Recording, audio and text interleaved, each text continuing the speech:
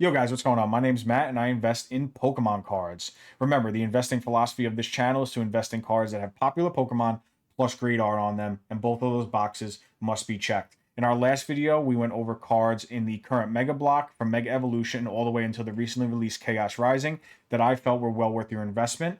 All of those cards were at all price ranges, but in this video, we're going to focus on cards that are $100 or less. That should set us up nicely for our $100 a week buying challenge that we will be doing on this channel. So if you haven't seen that video, the link will be in the description below. Go make sure to check out that video and then come back to this one.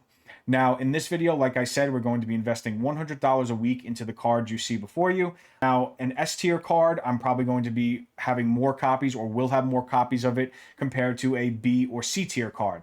Every week we will spend $100. We can spend no more. And the card that we buy must be less than $100. Once a card reaches $101, we are not allowed to invest in it in this challenge anymore. And we're just going to see where the market takes it. Now, before we get started on the actual tier list, I wanted to hear your opinions below on the Japanese Mega Full Arts. I love these cards. I recently just picked up the Dragonite from my local card show. I'm going to be actively looking for these cards and putting them in my personal collection. But are you guys investing in these cards? Are you actively looking for them? I really like them. I actually like them more than the English versions of the card. But let me know how you guys feel about them in the comments below.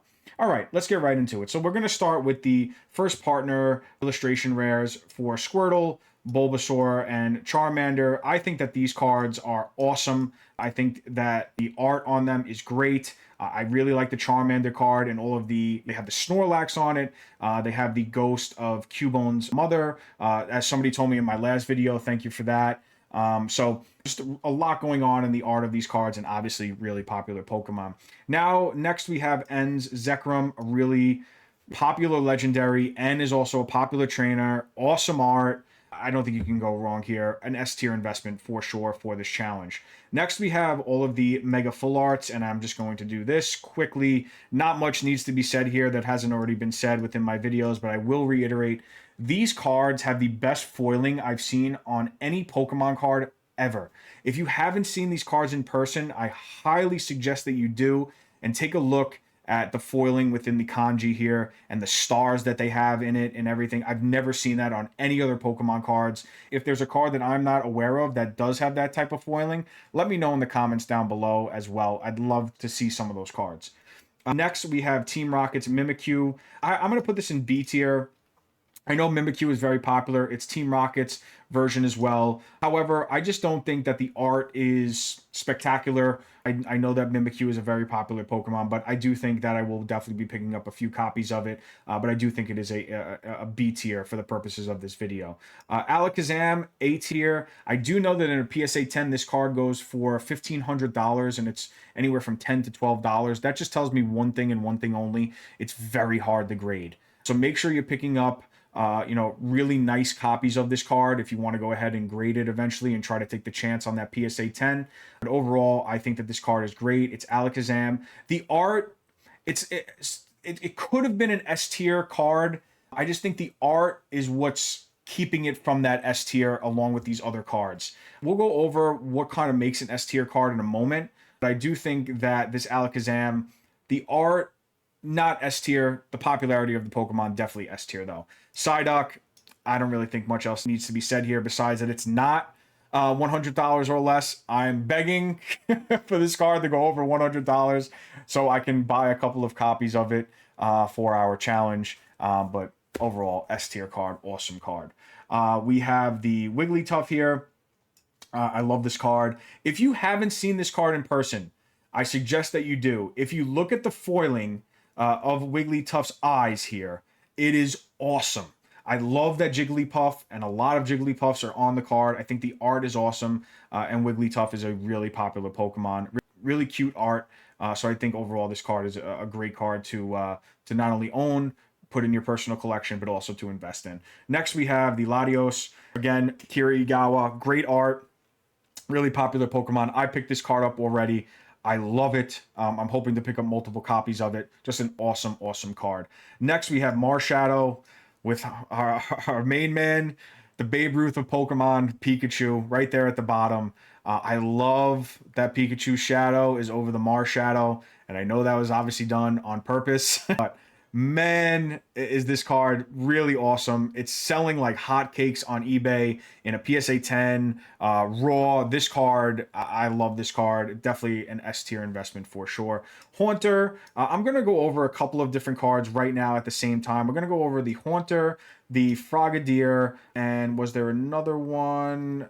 No, I believe the Haunter and the Frogadier are the only two that are in the mid tier of evolution here. So any card such as, Ivysaur, War Turtle, etc., like the mid tier evolution, those cards don't have as much upside as the first and last evolutions of the Pokemon. That's the only reason why I have the Haunter in A tier and the Frogadier in B tier. Now, you could argue that, the Frogadier is in A tier. I just think the popularity of Frogadier is not there like it is for Haunter. I do love that you can see the Greninja in the top right corner here, but I just think overall it's right there with the Mimikyu in the B tier. The Clefairy, we're going to put in the S tier. Awesome art. Again, connects to this Mega Clefable, which we'll go over in a moment. But honestly, awesome art, connected art from a set that really doesn't have many investable cards, which is also a plus going for this card, as well as the Mega Clefable. I think overall this card is a no-brainer. I love this card. It recently just went down. A lot of these cards recently just went down in price. I hope we can, snag up as many copies as possible, because I think this card is one of them that I want to have multiple copies of. We have Erica's Tangela. I think this is an A tier card, only for the reason of, the popularity of Tangela. I know that Erica is on the card and the art is amazing. I just think that it doesn't push itself quite into that S tier. But I do think it's an A tier investment. Next, we have the Mega Clefable. This card in the A tier, it's growing on me though. This can very easily be, I want to put it somewhere right in the middle here. I really like this card. It's awesome. I love that you can see the Clefairy in the bottom portion of the card here. It just adds an extra element to the card. I really like this card. Like I said, this could easily be S tier, but I'm just putting it in A tier for now. So the high A plus tier if we were to have that. Froakie, I think, is S tier. I love this card. I love that he's looking up at Frogadier as well as Mega Greninja. I think it's a great investment. A card that I'll definitely pick up multiple copies of. Again, I love cards that have an extra added element to it, right? A lot of these cards in the S tier, you'll notice, are in the S tier because they just have that little extra something that just makes them a little bit more special than cards in the A or even the B tier. For example, all of these Mega or these first partner cards, they just have those little Easter eggs in the back from the Game Boy Color games. The foiling on these cards and being on this card, it also having a Pokemon Center version. The art on this card just carries this card and the popularity of Psyduck. This being Akira Igawa, Pikachu being on the bottom portion of the card here, this being a connected card, Froakie being a connected card. So a lot of those S tier cards are S tier because they just have that little extra added element that a lot of those A and B tier cards lack. And that doesn't make the A and B tier cards bad by any means. They're still awesome cards compared to what else you can invest in the Pokemon hobby. I always think about, if you were to pull these cards out in a few years, they just have that little extra something that you can discuss with a friend about, right? If you were to say to a friend, oh, look at the foiling of this Mega Greninja or something like that, I have passion for this. So those things like really entice me to want to, show my friends, show them how cool that is, etc. So just that little extra added something. Like if you were to pull out this Marshadow card and they'd be like, oh, why'd you invest in this card? And then they see it, right? To see that look on their face, it just adds that little extra added element that I really like. So that's why those cards are in S tier. Again, Piplup in A tier, really nice card, really popular Pokemon. I love the little pops of yellow that really match the beak and the feet that are in these dandelions. So overall, I think it's a really great art. I'm definitely going to pick up a few copies of this card. Xerneas, I think, is an A tier card. Now, I'm just placing them where I'm placing them. There's no reason why the Xerneas wouldn't be here. Again, great art, really popular Pokemon, legendary Pokemon. This card pops in person. I really like the touches of black in the background against the colorfulness of the rest of the art. So overall, a really nice card. Make sure you see it in person as well.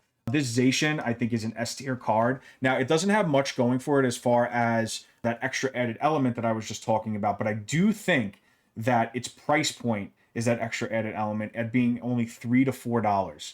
This card is awesome. Station is a really popular Pokemon, and not only that, this art slaps in person. This is a really nice card. I love it. I think owning multiple copies of it is the way to go, and I think overall it belongs in that S tier. The Meowth right here, up along with that Clefable in the A tier, I really like it. I actually like it more than the Meowth SIR.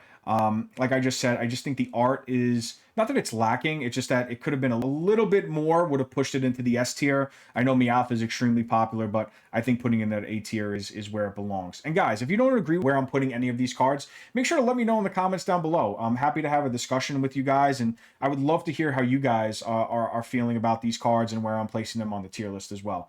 Mega Hawlucha is going to be in the B tier here, maybe even C tier. The reason being is that, yes, the art is great. It's Akira Igawa, as we saw with this Mega Latios here. But overall, I'm just not convinced compared to the other Pokemon of the popularity of Hawlucha. I do know that he was a part of Ash's team. But overall, I just think that it's not a card that I would own as many copies of compared to cards in the higher tiers.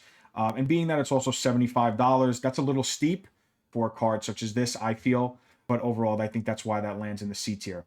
Now, guys, another thing that I want to talk about before we close out here is when you're looking for these cards or any cards in general, I really want you to be focused on condition, and I really want you to also make centering a part of your conditioning of when you're looking at a card. Now, the reason why I say that is because TCG Player and a lot of people in the community don't feel that centering doesn't make a card lightly played compared to near mint. And that might be the case, right? When you go to buy a card on TCG Player, if it's labeled as near mint, you'll get the card. And sometimes you'll get a card, as I'll put it on the screen here because it might be hard to see on the camera here. You might get a card that's extremely off center. But I invested in this Pikachu and Zekrom GX card. I invested in it for $30 through TCG Player about a year ago. I love the card. This is when tag teams were popping off. I had a lot of tag teams at the time, and I sold a lot of them. But this one I decided to hold on to because the centering of this card is, for lack of a better word, awful. Now, when you're thinking about selling a card, right, if you're an investor, eventually you're going to have to sell these cards in order to get the money. Now, in stocks, obviously we know that you just hit one button and bang, you sell the stock and you get the money. But in Pokemon cards, that's not the case, right? Some people might argue, they may see this Pikachu and Zekrom and say, well, it's a little bit off center. I don't really want it, especially if you list it on eBay. It might be a harder card to sell. At market price, you may have to lower your price in order to get it to sell. So the reason why I'm bringing this up is because I want you to be conscious of condition and the centering of cards as you are buying them as an investment, because it's going to make your life a lot easier when you go to sell them on eBay or in person, etc. The nicer the card, hopefully the more money you'll be able to get when it's time to go ahead and sell or maybe upgrade to a Grail or something like that. Guys, again, thank you for all the support I've seen on all of my videos so far. It's just been mind-blowing. I honestly made these videos just to help out my personal friends, and it seems I made a lot more friends along the way. I really appreciate all the support, all the subscribers, all the comments, the likes. I am absolutely blown away. I in no way, shape, or form expected any of this. So again, thank you so much. I hope to see you guys in the next video where we will finally be buying our first cards or showing you guys what we bought for our $100 a week investing challenge. Peace.